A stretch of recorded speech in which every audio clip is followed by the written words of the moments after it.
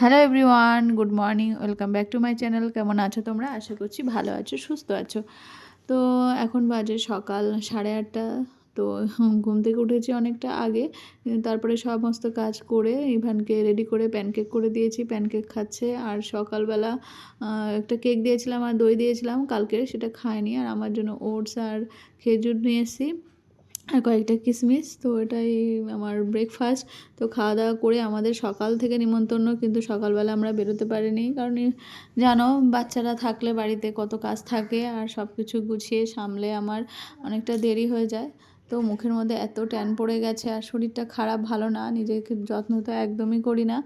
আর মুখের নাকের মধ্যে আর কি দানা দানা হয়ে গেছে। তো ভাবলাম একটু দুধের সর আর চালের গুঁড়ো মিশিয়ে তো মুখে একটু স্ক্রাবিং করছি, যাতে একটু মুখের ট্যানটা উঠে যায়, আর ব্ল্যাক হেডসগুলো আছে সেগুলো উঠে যায় যাতে। তো একদমই শরীরের যত্ন করা হয় না, না ভিতরে না ওপরে, মানে একদম মানে কীরকম একটা জীবন হয়ে যাচ্ছে দিনে দিনে। তো যাই হোক, আজকে ভাবলাম একটা জায়গায় যাব।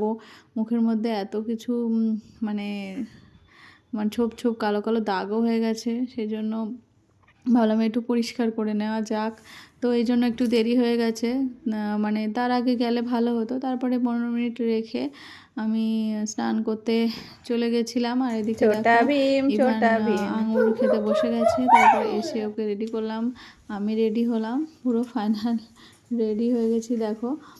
তো এই শাড়িটা নতুন কিনেছিলাম সরস্বতী পুজো উপলক্ষে, কিন্তু সরস্বতী পুজোতে একদম মানে পুরনো শাড়ি পরে বেরিয়েছি আর কি, একদমই মন ভালো ছিল না আর কি, এর জন্যই শরীর খারাপ। আর যেদিন সরস্বতী পুজো সকালে ব্লাড দিতে গেছিলাম, তো এই জন্য আর বেরোনো হয়নি। তো ভাবলাম আজকেই পরি, তো আজকে একটা বিশেষ অনুষ্ঠান আছে, তো সেই জন্যই তো পরে এই যে বেরোচ্ছি। আমাদের যেতে যেতে প্রায় 2টো বেজে গেছে, আর বারবার ফোন করছে যাওয়ার জন্য। তো ফাইনালি আমরা বেরোলাম, বেরিয়ে যাচ্ছি আর কি।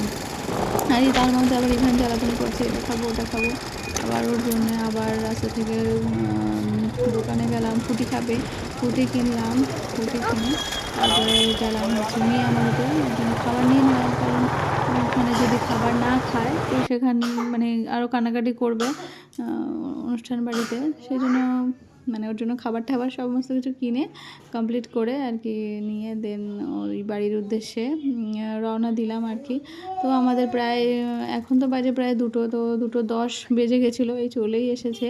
আমরা গেছিলাম জুলিয়ান্ট স্কুলের পাশেই আর কি নিমন্ত্রণ বাড়িতে, মানে ওর বন্ধুর বাড়ি, ওর বন্ধুর বউয়ের স্বাদ। এই যে আমাদের গিন্নি, তো এই যে দেখো কত মোটা হয়ে গেছে।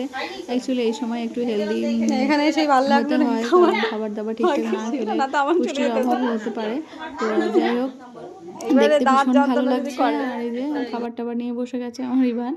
আর এই যে আমরা এখন ঘরে বসে আছি, সবাই নিচে খাওয়া দাওয়া করছে, ছবি টবি তুলছে। আর আমি এখানে অনেকক্ষণ ধরে বসেছিলাম, যেহেতু ইভান এখানে ছিল এই জন্য। আর এদিকে দেখো এখানে আবার ওই যে যার স্বাদ তার আবার রান্নাবান্না হচ্ছে এখানে আলাদা আর কি।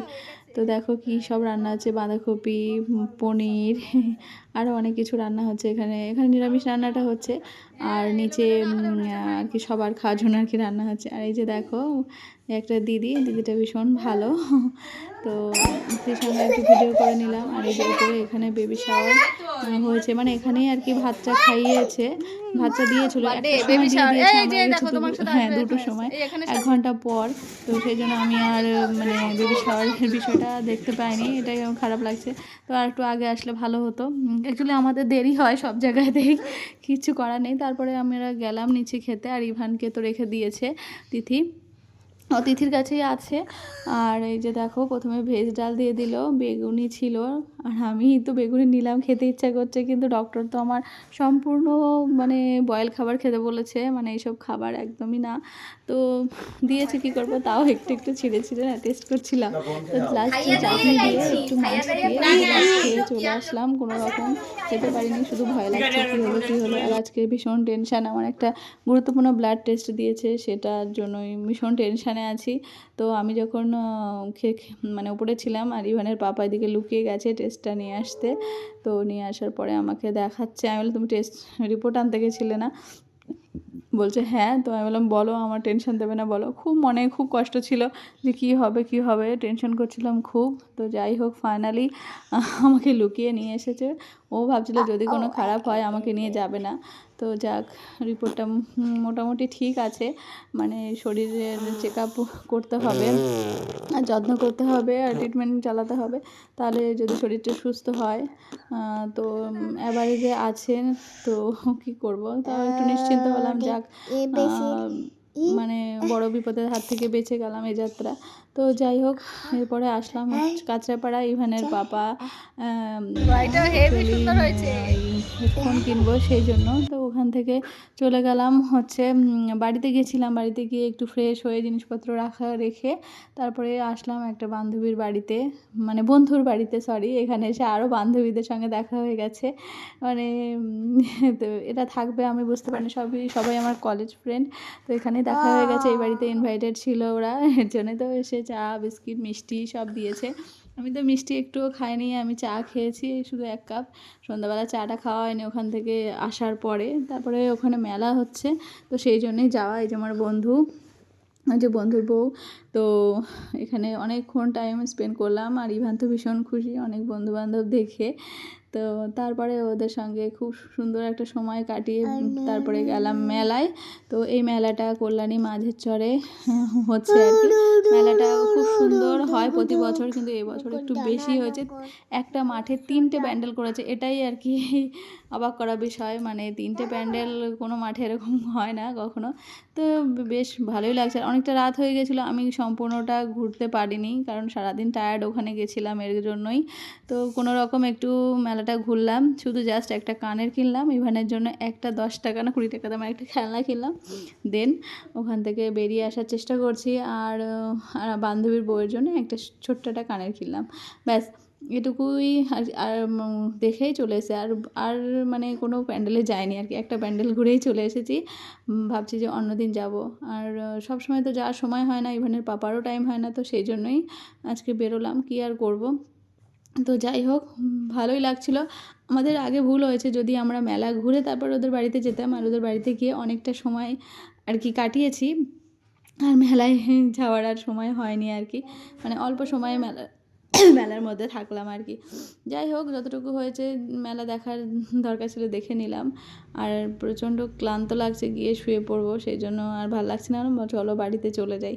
তো আর ভিড় ভাট্টা আর ভাল লাগছিল না, তো সেই জন্যই আর বেশিক্ষণ থাকিনি। ইচ্ছা ছিল পুরো প্যান্ডেল ঘুরবো, আরও ছবি তুলবো, আরও মেলায় কিছু কিছু খাবো, অনেক কিছু।